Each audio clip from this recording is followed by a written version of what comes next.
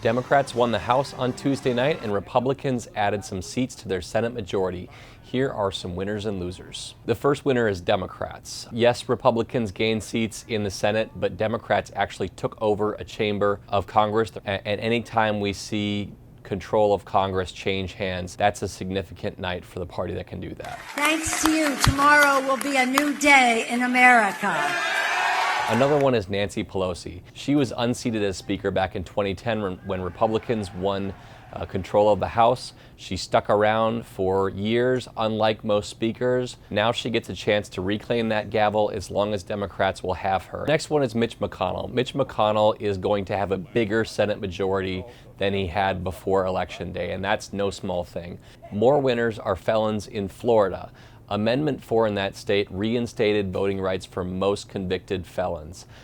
That actually applies to about 9% of the state's voting age population. Another winner, Democrats' diversity. We have the first openly gay elected governor in Jared Polis from Colorado, the first 2 Muslim women elected to Congress, the first 2 Native American women, and we also could see a record number of women elected to Congress. Another winner is John James, the Republican Senate candidate in Michigan. He didn't get a lot of national attention or national funding.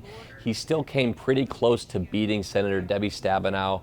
I expect John James will be around for another campaign and that Republicans will be much more anxious to support him next time. Democratic Senator Sherrod Brown scored a pretty early victory on Tuesday night and quickly talked about things as if he's going to be running for president in 2020. Brown has not given many indications about his 2020 plans.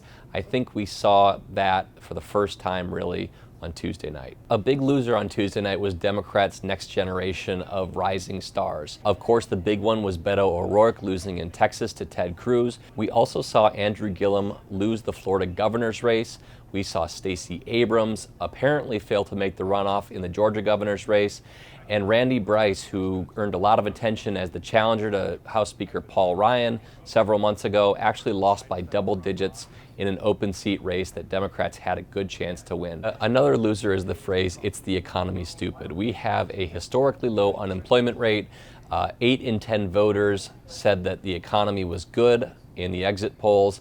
And yet we saw the party in power lose control of a chamber of Congress. This will be an election of Kavanaugh, the caravan, law and order, and common sense. Another loser is President Trump's immigration strategy. There was a lot of thought that a more fear-based approach was geared towards turnout in red state Senate races. It may have provided that. It did not, however, seem to do anything to prevent Republicans from losing the House. And the final loser is voting against Brett Kavanaugh. Senators Joe Donnelly and Heidi Heitkamp were the most high-profile votes against him after having voted for Neil Gorsuch, and they did worse than we expected. Meanwhile, Joe Manchin, the senator from West Virginia, was the only Democrat to vote for Kavanaugh, and he wound up being just fine.